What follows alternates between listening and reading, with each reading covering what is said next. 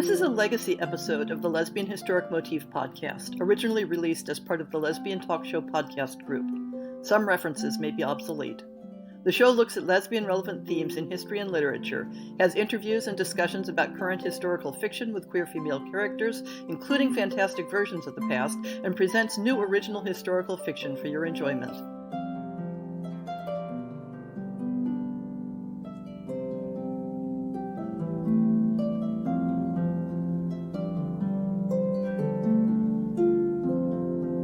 The 17th century Englishwoman Mary Frith, known to posterity as Moll Cutpurse — Moll was a common nickname for Mary at the time — has become something of a queer icon, quite rightly, though the image of her that has been popularized doesn't entirely align with the historic evidence. It's less clear that she could reasonably be called a feminist icon, despite some of the proto-feminist speeches attributed to her as a theatrical character.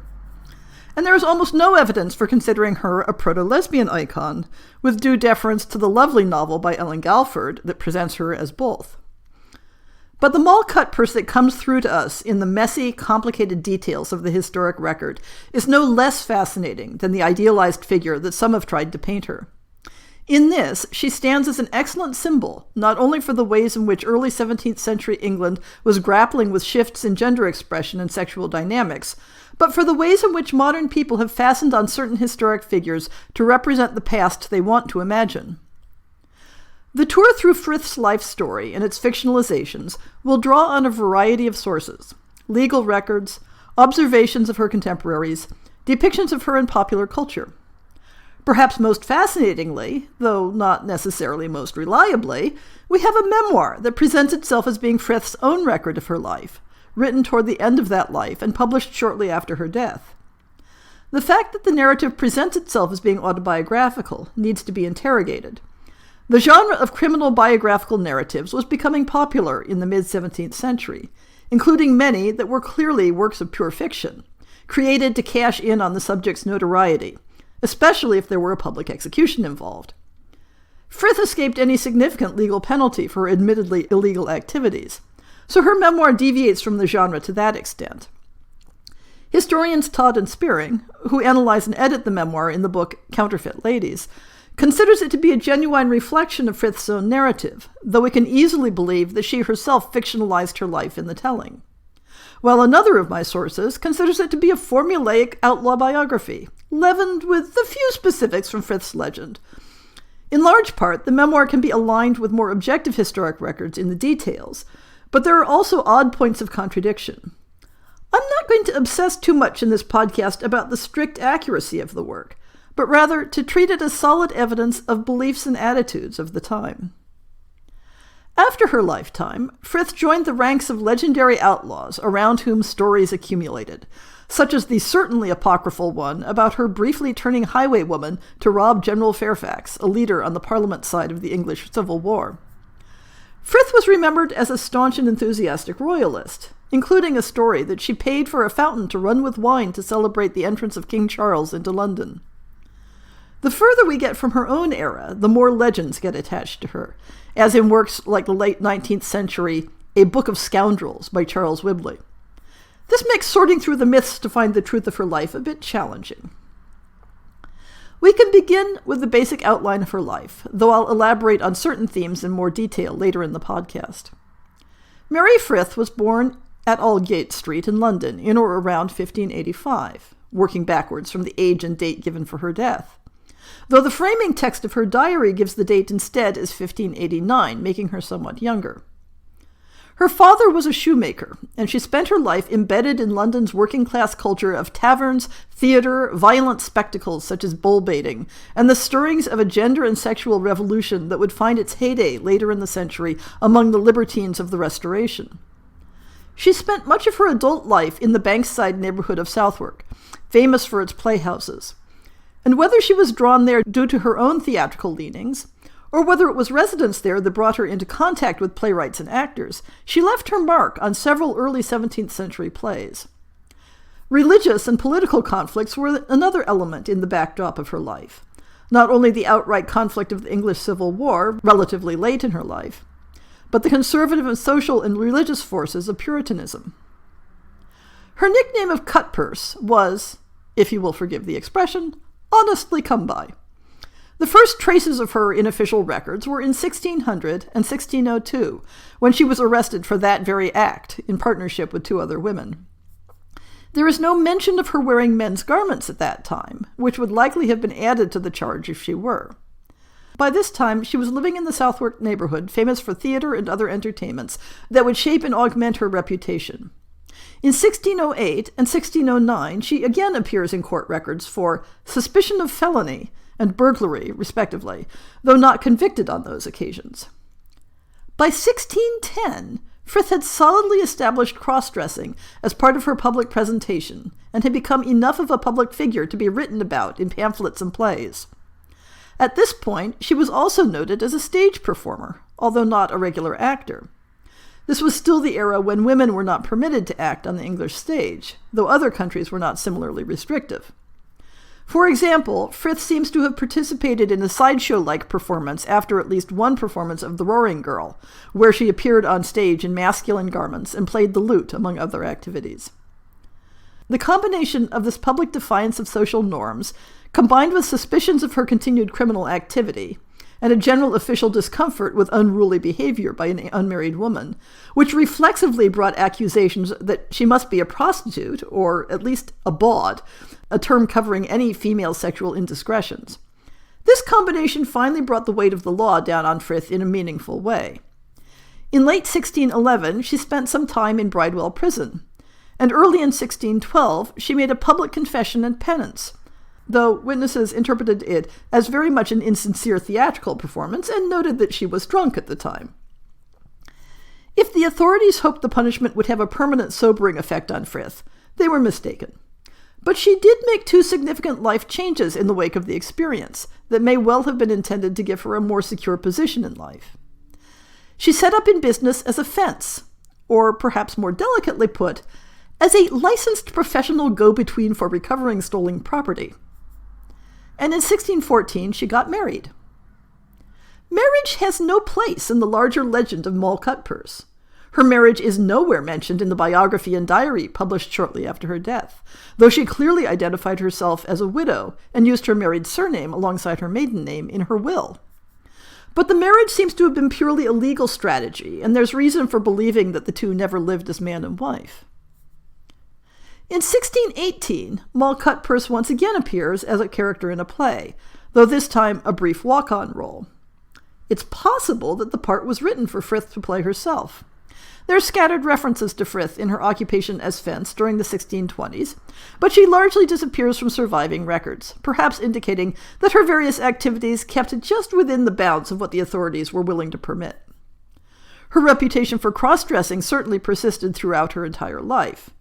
In 1644, this would be when she was around 59 years old, there is a record that Frith was discharged from the Hospital of Bethlehem, the notorious Bedlam Insane Asylum, though the reason for her stay there is not recorded.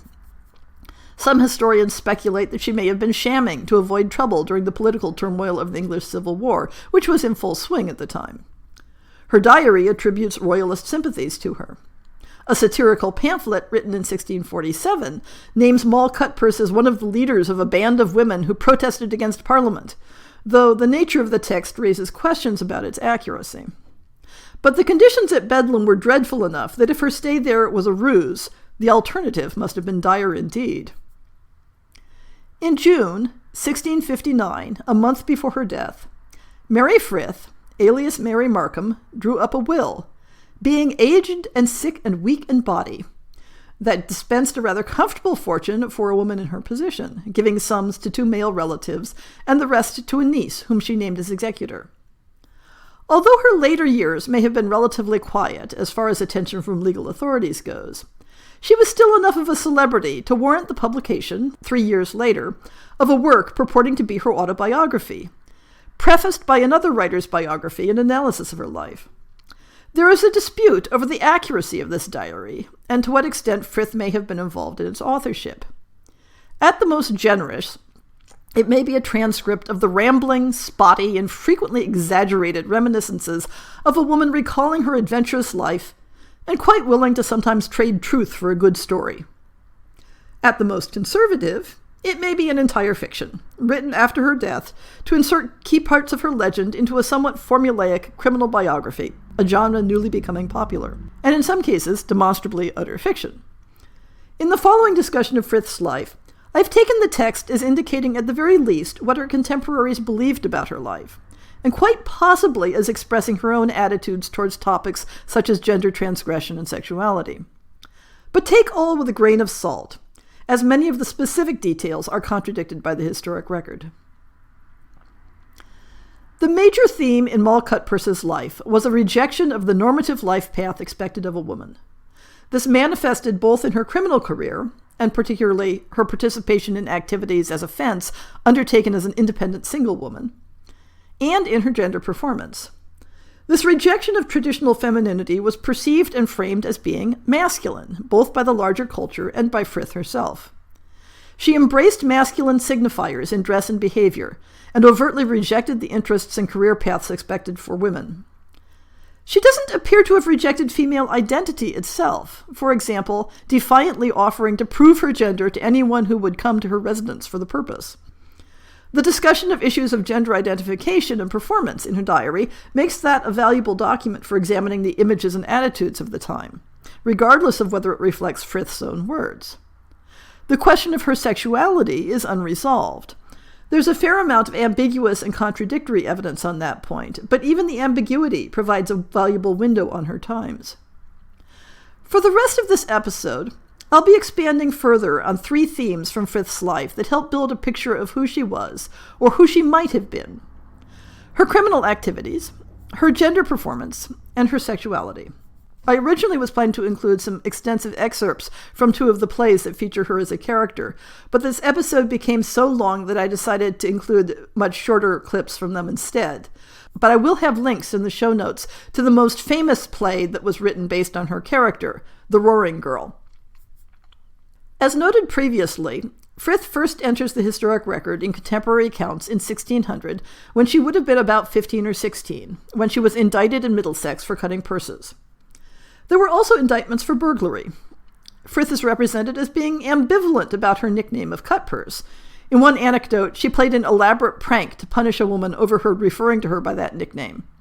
But around the date when she spent time in prison, or perhaps after and because of that, she moved on to the somewhat safer profession of fence. The cutting of purses aside, theft in early 17th century London more often involved goods than coin. And as mass production had not yet made goods interchangeable, the items being stolen were usually easily identifiable by unique characteristics. But conviction for theft could result in the stolen goods being confiscated by the law. This meant that the most desirable outcome on both sides of a theft was for the thief to receive a finder's fee for returning the object to its original owner, who might lose the goods entirely if the case were instead resolved in the courts. Thieves were understandably wary of claiming this fee themselves. Enter the profession of fence. Unlike the modern image of the fence, who resells stolen goods to an independent party, the 17th century fence was something of a professional finder, a person who had plausible deniability as simply being really good at tracking down lost goods. And such a person might be recognized as an essential component of the justice system by being licensed to investigate and question suspects. The following description appears in a court record from 1621 in one such case. He came to this defendant, that is, Frith, and desired her to do her endeavor to try if she could by any means find out the pickpocket, or help him to his money, he being before of this defendant's acquaintance, and having heard how by this defendant's means many that had had their purses cut or goods stolen had been helped to their goods again, and divers of the offenders taken or discovered.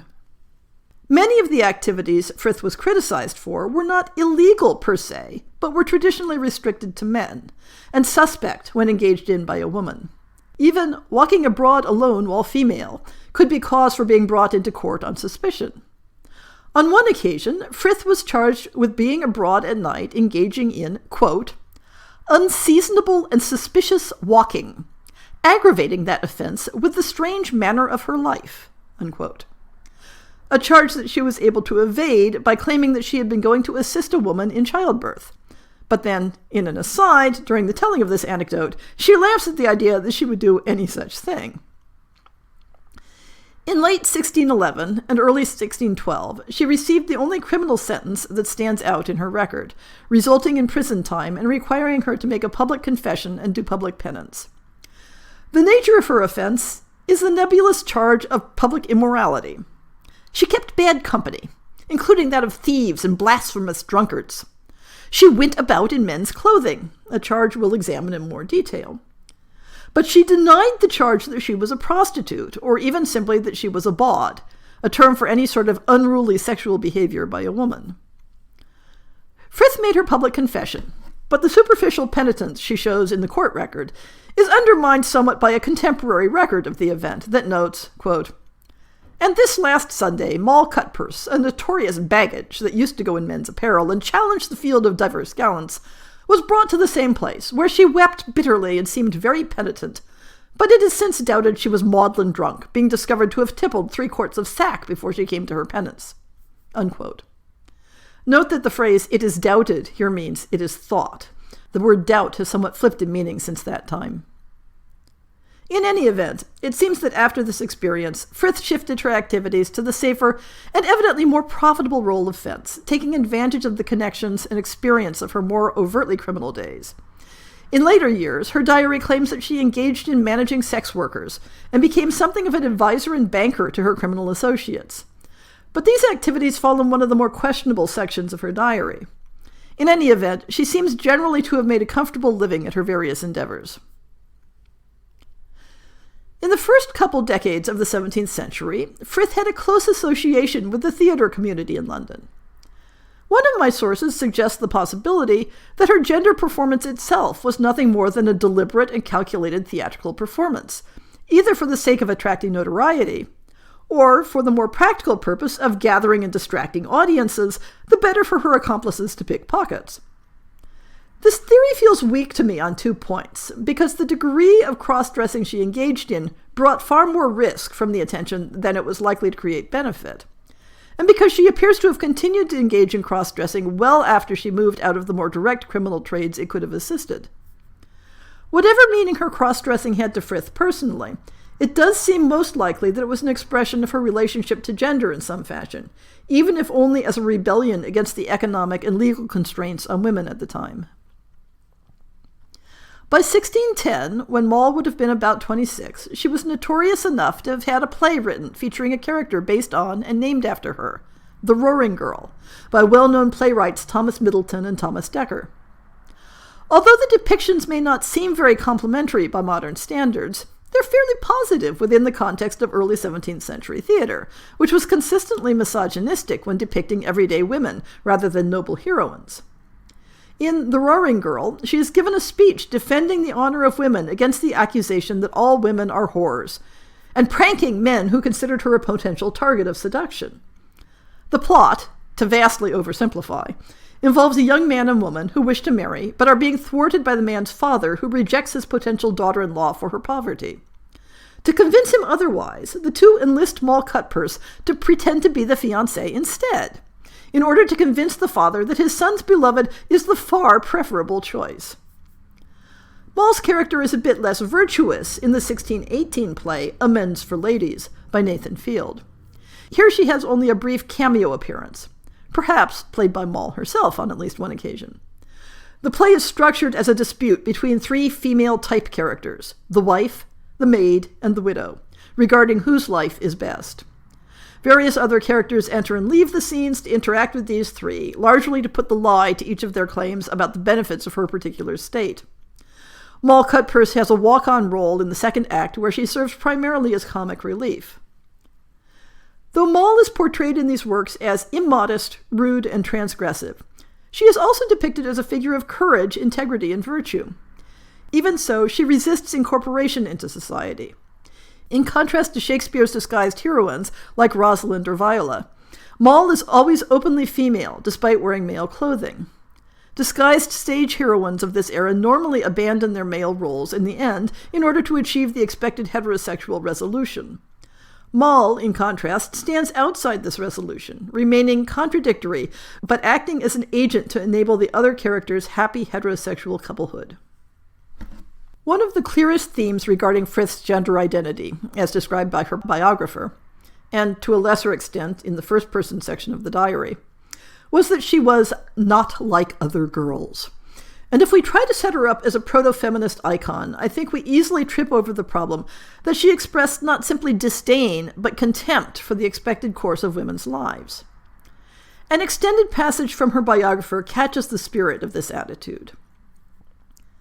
A very tomrig or rumskull she was, and delighted and sported only in boys' play and pastime, not minding or companying with the girls. Many a bang and blow this hoiting procured her, but she was not to be so tamed or taken off from her rude inclinations. She could not endure that sedentary life of sewing or stitching. A sampler was as grievous as a winding sheet. Her needle, bodkin, and thimble she could not think on quietly, wishing them changed into sword and dagger for a bout at cudgels. For any such exercise, who but she? Her headgear and handkerchief, or what the fashion of those times were for girls to be dressed in, were alike tedious to her, wearing them as handsomely as a dog would a doublet, and so cleanly that the driven pothooks would have blushed at the comparison, and always standing the Beargarden way, or some other rabble-rout assemblies. She was too great a libertine and lived too much in common to be enclosed in the limits of a private domestic life. A quarterstaff was fitter to her hand than a distaff, stave and tail instead of spinning and reeling. She could not endure the bakehouse, nor the magpie chat of the wenches. She was not for mincing obscenity, but would talk freely whatever came uppermost. Washing, wringing, and starching were as welcome as fasting days to her, or, in short, any household work. But above all she had a natural abhorrence to the tending of children, to whom she ever had an averseness in her mind, equal to the sterility and barrenness in her womb, never being made a mother to our best information. Among all this, the most consistent notable observation by Frith's contemporaries was her habit of wearing, quote, men's apparel, unquote. But before we envision her striding around, routinely wearing the swashbuckling outfit of a male cavalier, we need to understand how early 17th century English people talked about gendered clothing, and what they meant when they accused women of wearing male attire, or men of wearing feminine attire. The most useful single source on this point is a polemical tract, Hic Mulier, subtitled The Man-Woman, published in 1620, right in the middle of Moll's heyday, and possibly written in response to King James's exhortation at the beginning of that year that preachers should write sermons against, quote, the insolence of our women, and their wearing of broad-brimmed hats, pointed doublets, their hair cut short or shorn, and some of them stilettos or poniards, unquote. The publication rails against women who adopt clothing, behavior, and rites that conservative forces considered to be exclusively masculine. There were earlier publications along the same lines, such as Joseph Swetnam's 1615, The Arraignment of Lewd, Idle, Froward, and Unconstant Women. The difference between a male and a female garment could seem subtle indeed to our eyes. The difference between a jacket cut straight across at the waist versus one with a point. Between a garment that laced and one that had buttons. Between a bonnet-like cap and a wide-brimmed hat.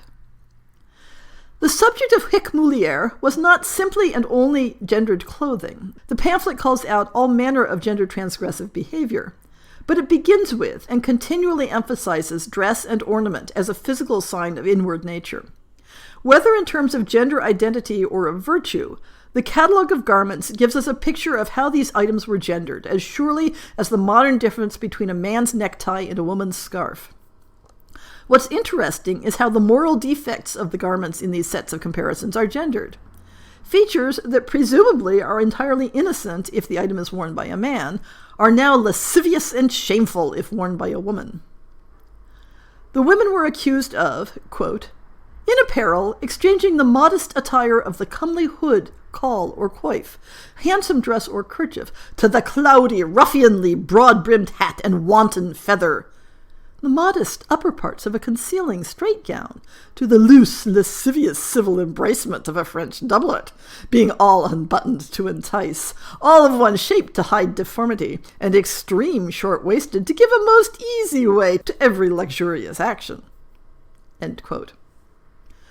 Long hair had always been considered an essential feminine attribute in Western culture, and a bit suspect when worn by men.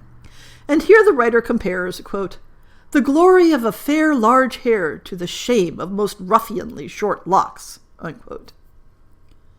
So when Moll Cutpurse is described as wearing masculine clothing, we needn't necessarily envision her wearing a completely male outfit, only that she wore specific garments that were as solidly coded as masculine as a necktie still is today. So what did Frith wear that gave her this reputation? An arrest record of 1611 that specifically charged her with cross-dressing as one of the offenses described her as appearing, quote, "with her petticoat tucked up about her in the fashion of a man, with a man's cloak on her, to the great scandal of diverse persons who understood the same, and to the disgrace of all womanhood," unquote. Although the word petticoat has had a number of shifting meanings across the centuries, in the early 17th century it was definitely a feminine garment, most usually indicating a skirt attached to a sleeveless bodice. To wear a petticoat tucked up about her in the fashion of a man means that she was wearing skirts, but tucked up so that they appeared to be loose trousers. One might perhaps visualize her with the back hem of the skirt brought between her legs and tucked into a belt or some such, or perhaps simply the skirts hiked up to be more knee length rather than floor length. This would not be a male garment as such, but wearing a woman's garment in an inappropriate manner. But the man's cloak would refer to a garment specifically associated with one gender, presumably the shorter hip-length style we see worn by fashionable men of the day, rather than the longer ankle-length feminine style. In Frith's diary, the same hybrid outfit is described in several places, once straightforwardly as a doublet and petticoat, and once when describing her final illness as resulting in changing her doublet for a waistcoat and her petticoats for a winding sheet. Around the same time, a pamphlet was registered to be published, although it may not actually have appeared, titled "A Book Called The Mad Pranks of Mary Moll of the Bankside, with Her Walks in Man's Apparel, and to What Purpose." If the pamphlet ever did exist, it might have given more particulars of her clothing, but alas, we have no information on that point. When Frith was promised to put in an appearance on stage following a performance of The Roaring Girl, it was advertised that she would appear, quote, "in man's apparel, and in her boots, and with a sword by her side," unquote. As noted previously, the man who commented on her public confession described her as a notorious baggage that used to go in men's apparel. Note that the wording "used to" doesn't imply that she no longer did so, but may be read as "was accustomed to." None of these references give any sense of what the extent of her male clothing was. In the play Amends for Ladies, Moll Cutpurse has a brief walk-on role that has little to do with the main plot. It strikes me as being the equivalent of a celebrity cameo in a sitcom. You know, the celebrity appears within some incongruous situation, draws laughter simply by being present, and then walks off. In this scene, Moll seems meant to be instantly recognizable. It's possible, though pure speculation, that Frith herself may have played the part. The garments are not described, but another character addresses her saying, "I know not what to term thee, man or woman." There is also a comparison made to Mary Ambree, the subject of a popular broadside ballad, who took part in the Siege of Gaunt in men's clothing, although openly as a woman. Clothing plays a much more important role for the Moll Cutpurse character in the play The Roaring Girl, and the distinction between Moll's everyday outfit and what she wears to disguise herself as a man is a significant plot point. One character describes her clothing to another by comparison to the expected woman's garments. Quote, "Her black safeguard is turned into a deep slop, the holes of her upper bodice to buttonholes, her waistcoat to a doublet, her placket to the ancient seat of a codpiece, and you shall take 'em both with standing collars." This needs a bit of translation for the modern listener. A safeguard was a rough overskirt worn over a gown to protect it while traveling or doing dirty work. Here it is compared to slops, a type of very full loose trousers that could almost look like a skirt if you weren't paying attention. The lacing holes of a woman's bodice are contrasted with the buttonholes on a man's doublet. The moralizing aspect of this is that a laced bodice took effort to unfasten and had to be unfastened as a whole, while a buttoned opening could easily be opened partially for access. A A placket would have been an overlapping cloth where the skirt was fastened, while a codpiece was the protruding part of a man's breeches that covered his genitals. A standing collar could be worn by either sex. The character then adds as an afterthought, they say sometimes she goes in breeches. But when the stage directions herald Moll's arrival, they say, enter Moll in a frieze jerkin and a black safeguard. That is, a man's jacket but paired with a skirt. The greater significance of wearing breeches is noted in a scene where Moll is deliberately trying to outrage her target. To summarize the rather convoluted plot, Moll is helping out a pair of thwarted lovers by trying to convince the man's father, Sir Alexander, that she is the actual intended bride. So in this scene, she has a conversation with her tailor for the benefit of the eavesdropping Sir Alexander. Enter tailor. Tailor. Mistress Moll, so-ho, so-ho. Moll. There, boy, what dost thou go a-hawking after me with a red clout on thy finger? Tailor. I forgot to take measure on you for your new breeches. Sir Alexander, as an aside. Hoide, breeches? What, will he marry a monster with 2 trinkets? What age is this? If the wife go in breeches, the man must wear long coats like a fool. Moll. What fiddlings here? Would not the old pattern have served your turn? Tailor. You changed the fashion. You say you'll have the great Dutch slop, Mistress Mary. Moll. Why, sir, I say so still. Tailor. Your breeches, then, will take up a yard more. Moll. Well, pray, look it be put in, then. Tailor. It shall stand round and full, I warrant you. Moll. Pray, make him easy enough. Tailor. I know my fault now. T'other was somewhat stiff between the legs. I'll make these open enough, I warrant you. Sir Alexander, as an aside. Here's good gear towards. I have brought up my son to marry a Dutch slop and a French doublet, a codpiece daughter. There are, of course, many sexual innuendos in this speech, such as the reference to the slops being somewhat stiff between the legs. This is pretty typical of the level of humor in 17th century plays. This contrast between the partial and fully masculine appearance is also made when Moll agrees to meet a man for what he believes to be a sexual assignation in order to teach him a lesson. The man is looking around for Moll, saying, I see none yet dressed like her. I must look for a shag ruff, a frieze jerkin, a short sword, and a safeguard, or I get none. That is, once again, Moll is expected to be in a hybrid costume consisting of various male garments and accessories, but paired with a woman's skirt. However, Moll arrives in disguise. The stage directions announce, enter Moll, dressed as a man. The other character fails to recognize her, taking her for some young male lawyer until Moll tells him of her identity. An anecdote in Frith's diary makes the same distinction between her habitual apparel of a doublet worn with skirts and the entirely male outfit she wore on a bet, as described in the following passage. I shall never forget my fellow humorist, Banks, the vintner in Cheapside, who taught his horse to dance and shod him with silver. Among other fantastic discourse, one day he would needs engage me in a frolic upon a wager of 20 pounds, which was that I should ride from Charing Cross to Shoreditch, astraddle on horseback, in breeches and doublet, boots and spurs, all like a man cap a pie. I was all for such sudden whims. Just so it took me. I accepted the condition and prepared me with all the before-named particulars against the day. And to do something more than my bargain, I got a trumpet and banner and threw it behind my back, as trumpeters used to wear it. The day appointed being come, I set forward, none suspecting me, yet everybody gazing on me, because a trumpeter in those days was as rare as a swallow in winter, everybody wondering what it meant and taking it for a prodigy. I proceeded in this manner undiscovered, till I came as far as Bishopsgate, where, passing under the gate, a plaguy orange wench knew me, and no sooner let me pass her but she cried out, Moll Cutpurse on horseback, which set the people that were passing by and the folks in their shops a-hooting and hollowing as if they had been mad, winding their cries to this deep note, Come down, thou shame of women, or we will pull thee down. I knew not well what to do, but remembering a friend I had that kept a victualling house a little further, I spurred my horse on and recovered the place, but was hastily followed by the rabble, who never ceased cursing of me, the more soberer of them laughing and merrily chatting of the adventure. The crowd is distracted by the passing of a fancy wedding party at this point, and Moll continues, I paced the same way back again to the winning of my wager, and my great content to see myself thus out of danger, which I would never attempt again in that nature.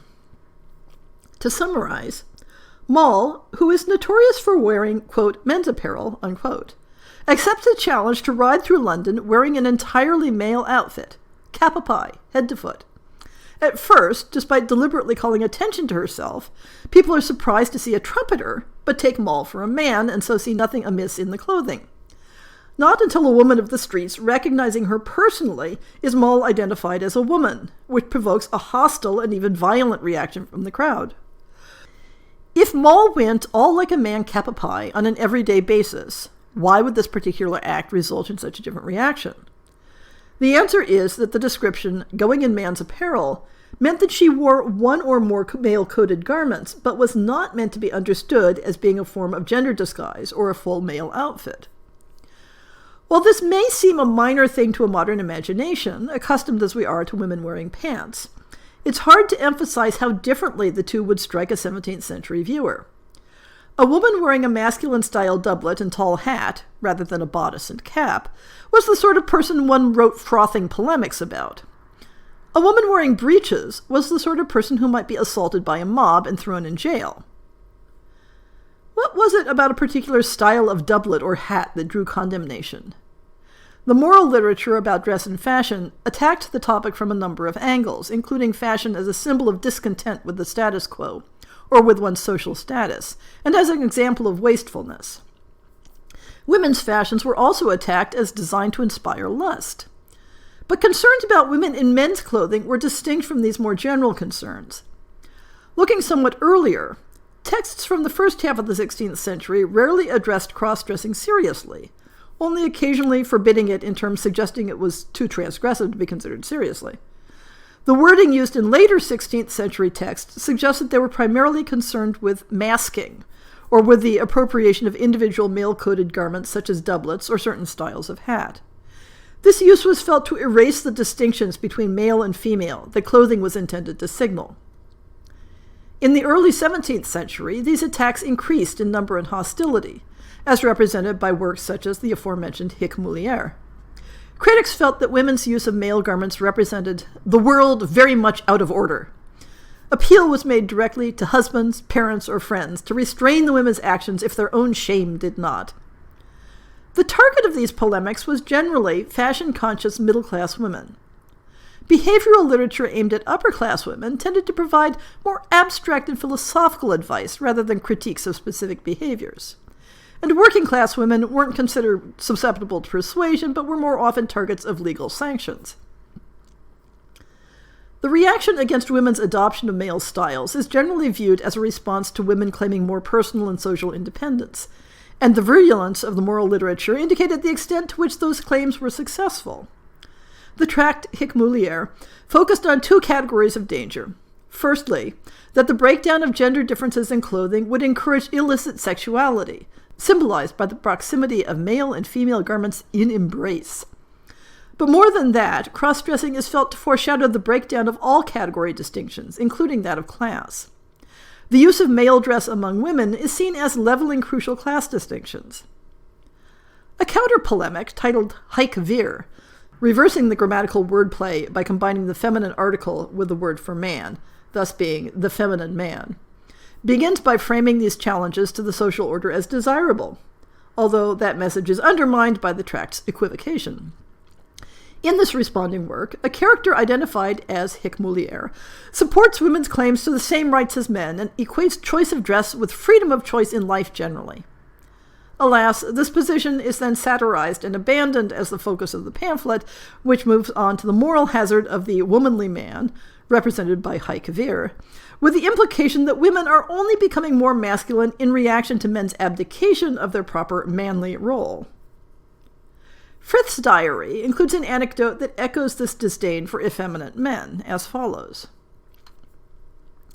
There was also a fellow, a contemporary of mine, as remarkable as myself, called Aniseed-water Robin, who was clothed very near my antic mode, being a hermaphrodite, a person of both sexes.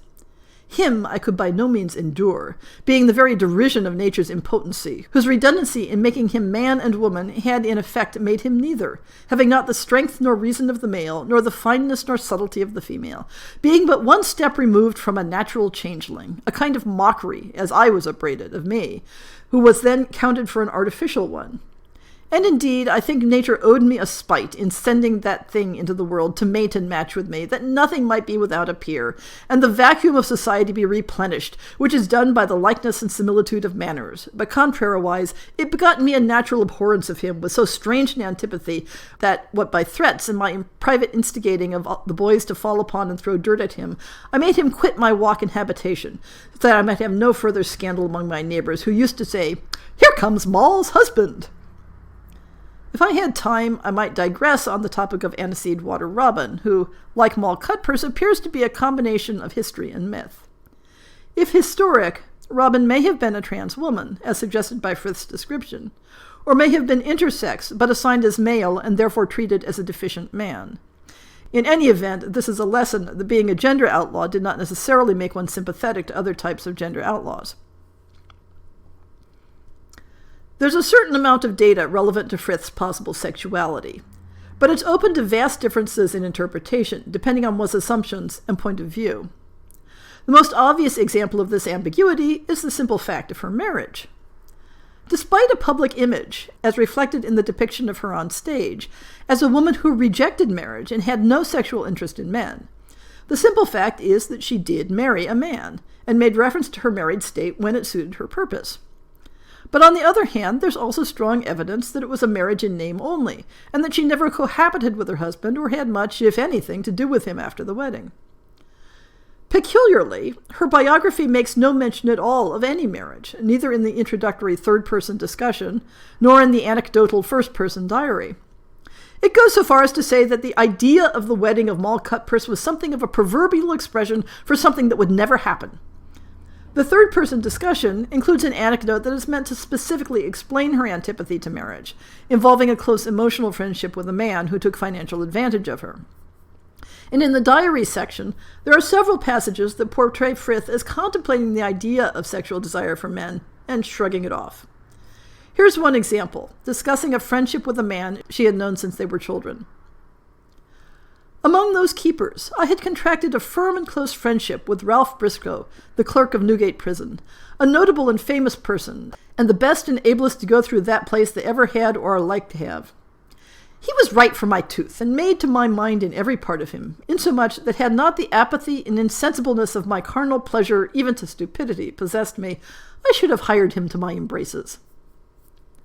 The third-person biographer is somewhat more bombastic and less nuanced in discussing Frith's relationship to sex, attributing her evident chastity simultaneously to being undesirable to men and to her own masculine temperament, but presenting the state as a type of virtue. A very little of the following description will suffice to give the sense of it. At this age we spoke of before, she was not much taxed with any looseness or debauchery in that kind. Whether the virility and manliness of her face and aspect took of any man's desires that way, which may be very rational and probable, or that, besides her uncompliable and rougher temper of body and mind also, which in the female sex is usually persuasive and winning, not daring or peremptory, though her disposition can hardly find a suitable term for an indifferent expression of the manage of her life, she herself, also from the more importunate and prevailing sway of her inclinations, which were masculine and robust, could not intend those venereal impurities and pleasures, as stronger meats are more palatable and nutritive to strong bodies than kickshaws and things of variety, which may perchance move an appetite, provoke a longing, but are easily refrained from by any considerate good fellow that knows what is the lastingest friend to good drink and good company, her motto. Okay, I confess I got a little lost in the rhetoric there. And this passage is followed by the biographer's opinions on cross-dressing in general among the sexes, which he mostly finds offensive and disgusting. Regarding Frith, he concludes by noting that at least she had the love of a good dog, as seen in this passage. So that by this odd dress it came that no man can say or affirm that ever she had a sweetheart, or any such fond thing to dally with her. A good mastiff was the only thing that she affected and joyed in whose fawnings and familiarity she took as much delight as the proudest she ever gloried in the courtship, admiration, attraction, and flatteries of her adored beauty. She was not wooed nor solicited by any man, and therefore she was honest, though still in a reserved obedience and future service either personally or by proxy to Venus. Her nuptials and wedding grew to be such a proverb as the kisses of Jack Adams, anyone he could light upon, that is to say, as much design of love in one as in the other. All the matches she ever intended was a bear-baiting, whose pastimes afforded not leisure or admittance to the weak recreations and impertinencies of lust. She never had the green sickness, that epidemical disease of maidens after they have once passed their puberty. She never eat lime, oatmeal, coals, or such like trash, nor never changed complexion. A great felicity for her vocation afterwards, that was not to be afraid nor ashamed of anything, nor to wax pale or to blush. This last description gets back to the whole not like other girls theme, as green sickness was supposed to be a malady of women who weren't getting enough sexual fulfillment, and for which the symptoms, or perhaps alternate treatment, were the eating of odd substances. It is, of course, a blind spot of her biographer that he would view Frith's lack of sexual relations with men as a form of virtue, but doesn't seem to have considered the possibility of other interests. Frith's diary provides two anecdotes with somewhat contradictory evidence regarding the possibility that she experienced desire for women. The first involves a sexually charged encounter with a woman who had a habit of kissing men aggressively as a form of prank. Frith describes her as a natural, implying some sort of intellectual disability.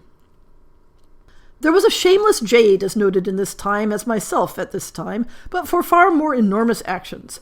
She was called Abigail. Her way of living, she being a kind of natural, was by ringing the bells with her coats for a farthing, and coming behind any gentleman for the same hire, and clapping him on the back as he turned his head, to kiss him, to the enraging of some gentlemen so far as to cause them to draw their swords and threaten to kill her. This stinking slut, who was never known to have done so to any woman, by somebody's setting her on to affront me, served me in the same manner. I got hold of her, and being near at home, dragged her to the conduit, where I washed her polluted lips for her, and wrenched her lewd petticoats to some purpose, tumbling her under a tap, and letting the water run till she had not a dry thread about her, and had her soundly kicked to boot. Mary Frith was not a nice person. Did you know that? When the woman turned her attention to Frith, it may have been in tribute to her masculine performance. Frith's reaction could be interpreted as being sexually disinterested in women, but as the anecdote indicates that men reacted negatively to the woman as well, she may simply have treated it as a hostile act, the same as the men did. A similarly ambiguous encounter with a woman is related from later in Moll's life, when she has turned her hand to managing a house of prostitution. The passage is worth quoting extensively because it includes a digression where Moll discusses a joking proposition to a man.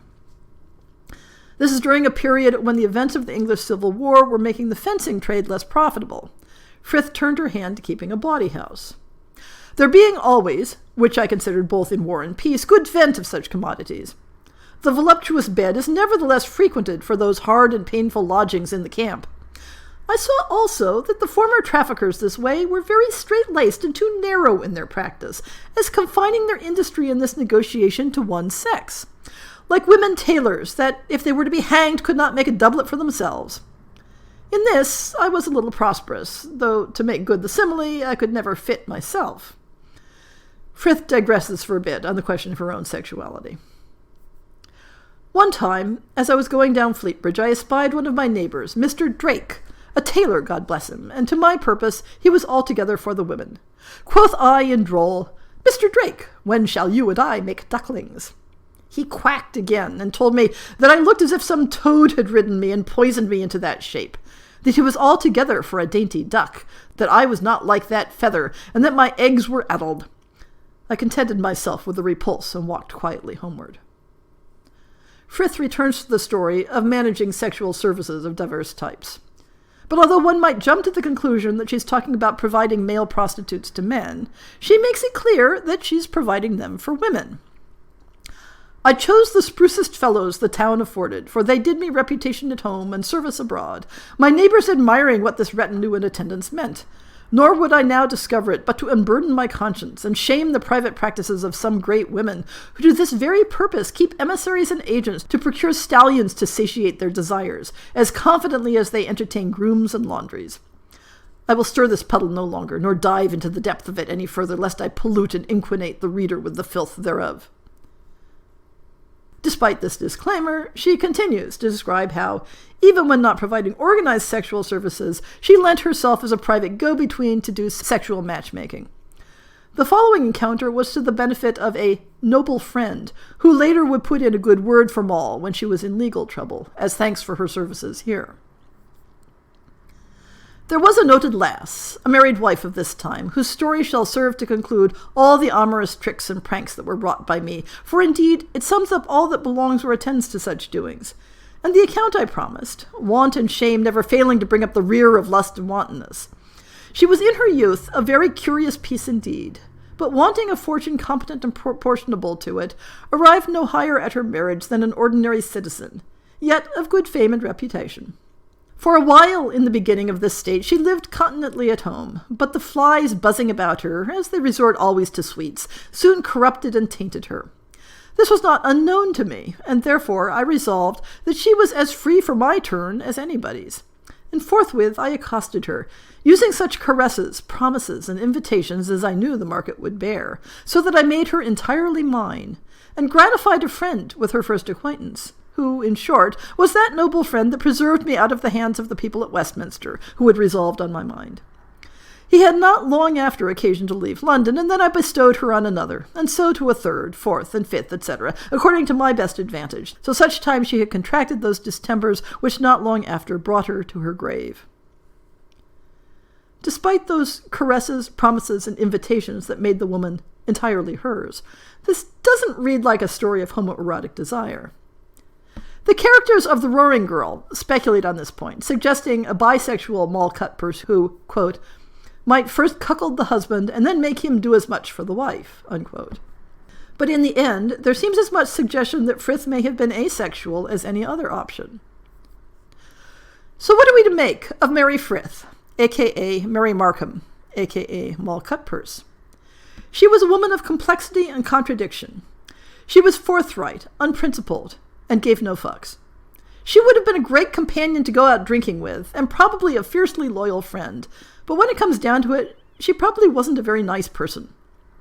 She took the expectations of gender and twisted them around to serve her own purposes. But she also absorbed and reflected the misogyny that pervaded her times, even as women at all levels were reaching out to seize greater opportunities and to demand rights over their bodies and their lives. She was as queer as they come, but had an uncertain relationship with sexual desire. Just the sort of person who makes a great inspiration for a fictional character, which isn't surprising, given how much of what we know of her may well be fiction itself. But if so, it's a fiction rooted in her time and place, and reflecting an age that is bursting with possibilities for historical fiction.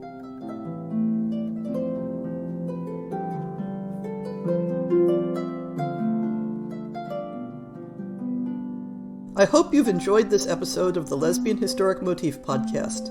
See the show notes for links to people and topics. Most shows will have a transcript linked as well.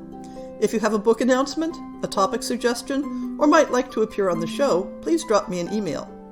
If you enjoyed this podcast, please rate it and subscribe on your favorite podcast app, and consider supporting our Patreon.